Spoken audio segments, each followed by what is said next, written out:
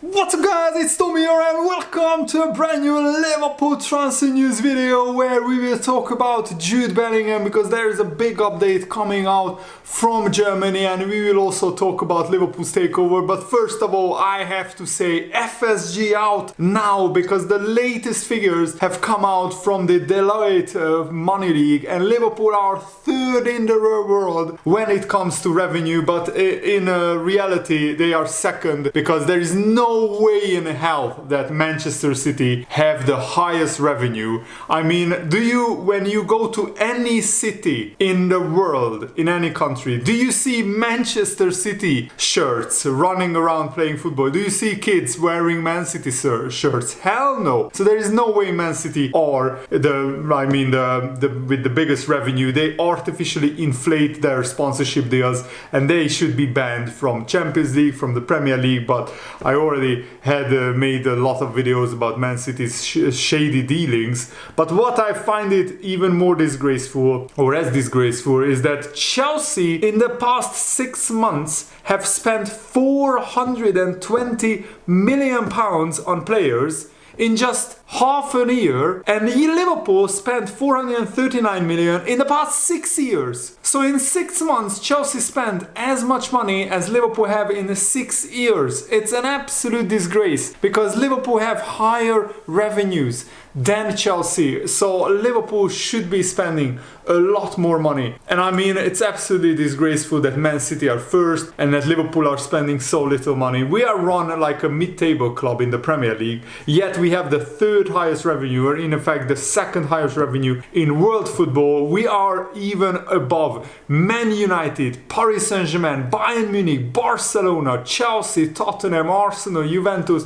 Atletico Madrid, Dortmund, Inter Milan, AC Milan. You can basically, only Real Madrid are above us when it comes to revenue because Man City's revenues are overinflated. But I will keep this rant going in the second half of the video. But now let's share the Bellingham update with you guys. And by the way, if you enjoy my rants, if you enjoy my videos, make sure to leave a like and subscribe if you are new around here so you never miss the latest updates around Liverpool FC. Turn on the bell notification as well so you get notified every time I upload. And Florian Plettenberg, a respected journalist, posted that Liverpool and Liverpool bosses are still optimistic about signing Bellingham this summer.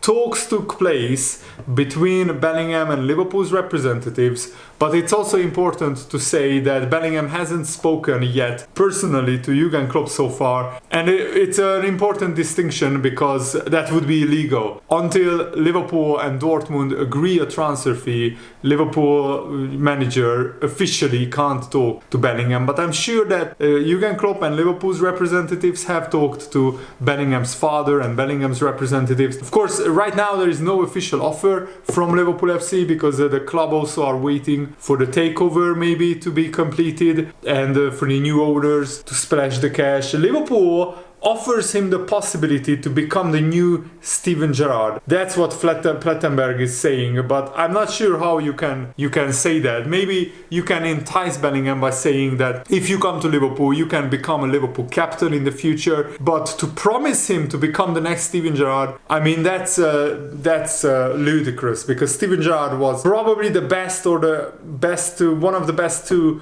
players to ever play for Liverpool. I consider Steven Gerrard and Kenny Dalglish the two best players to ever play for Liverpool, and you can't offer Bellingham that because there is no guarantee that Bellingham would stay at Liverpool for all his career after leaving Dortmund, and also you can't guarantee that Bellingham would have as brilliant a career as Steven Gerrard. But there are, of course, those are big boots to fill, and I think we are trying to play on the heartstrings of Bellingham and the emotional side of him, and also because the rationale dictates that right now Liverpool is not the best destination. It might be the best destination for Bellingham long term because he can straight away come in and fill the void in the midfield. And also Jordan Henderson, our current captain, I would sell him, I will be honest, in the next summer, or reduce him to just a squad role, a bit part player. So of course Bellingham could walk into the Liverpool midfield right now and start almost every game. And yes, Bellingham is a leader. He already captained the Borussia Dortmund team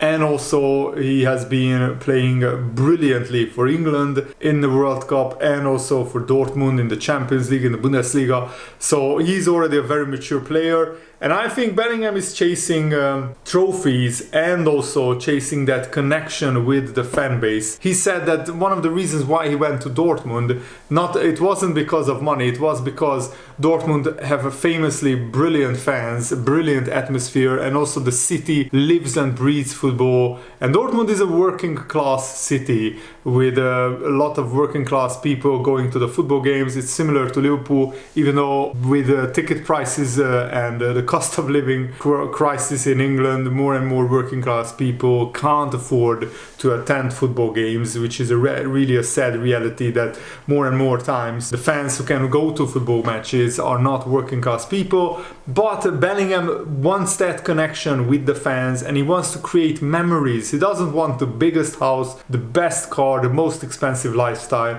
He wants that connection with the fans, and he wants to create memories. And he thinks that it means more to win games and to win trophies when you have that connection to the fans. So he's kind of old school in that, even though he's 19 years old. He's kind of old school in his thinking. A lot of modern players only care about money and glamour and the bling bling and all that. So Liverpool's 2022 revenue was 702 million euros, which is 594 million pounds, and that is a 27% increase on the previous year. In 2021, Liverpool's revenue was 550 million euros, which is 487 million pounds. The broadcasting revenue was 314 million euros, and the commercial revenue was 275 million. I think the commercial revenue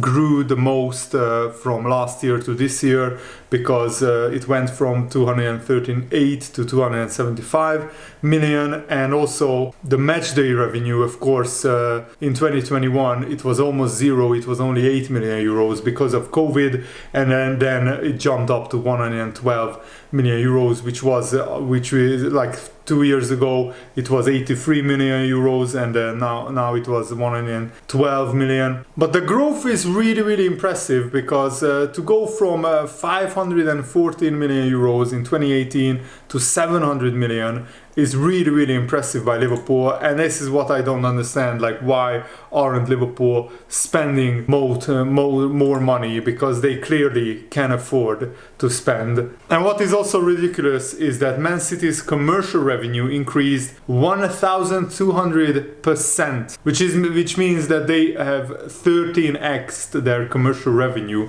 in the last few years, Manchester City, which means that they clearly overinflate the sponsorship deals on purpose, and that's illegal in the financial fair play rules. It says in the Premier League fair play rules and also in the UEFA fair play rules.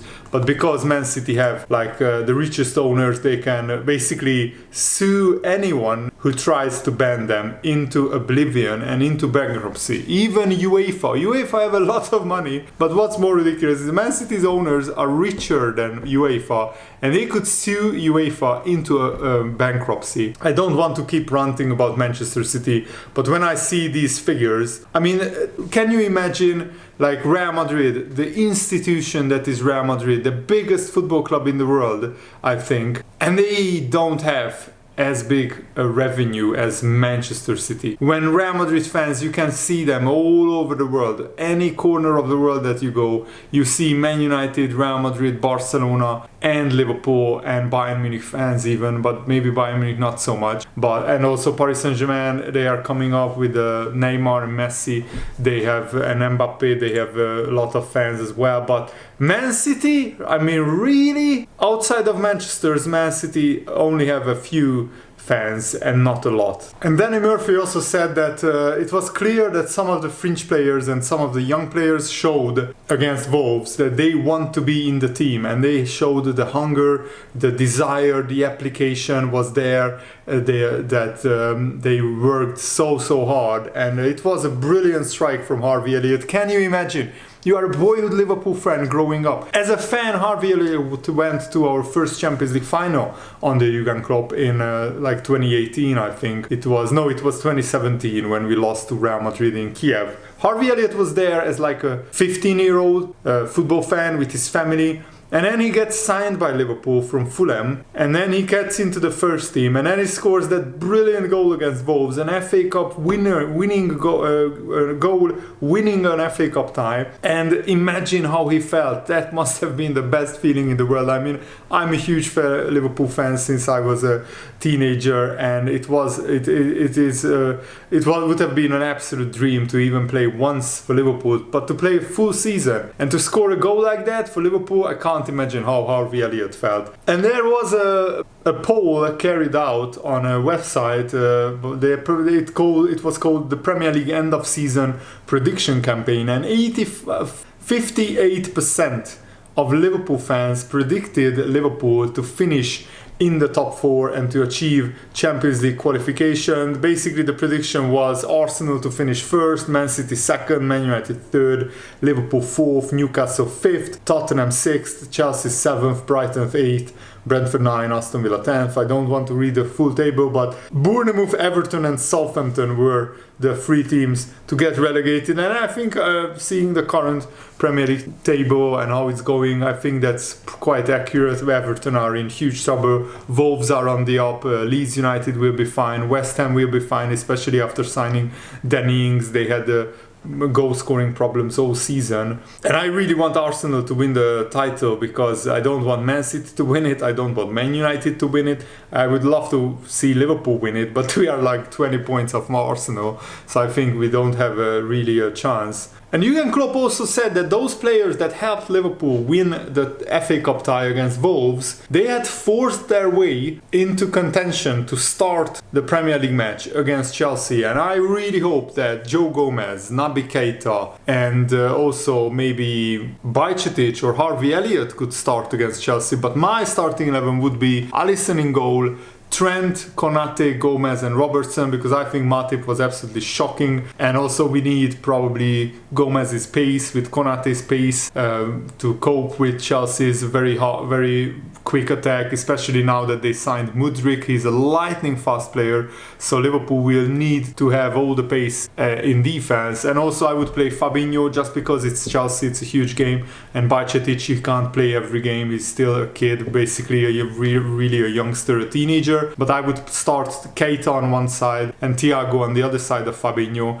and my attack would be Salah, Nunez and Cody Gakpo. At the moment we don't have anybody else in the attacking department who is fit. Harvey Elliott I think is better as a right winger than he is as a right-sided midfielder, but he doesn't really have the pace to play as a right winger, but in some games we could try him out there. So yeah, let's see what happens. Anyway, thanks for watching guys. I really hope that you guys enjoyed this video. We talked a lot about a lot of things, but the most important thing is FSG spend some money in January and then sell the club, so we have owners who care about the football club, who care about winning trophies, and who will help Jurgen Klopp get the right players to start this Liverpool rebuild. Thanks for watching guys, have a lovely day, see you later, goodbye.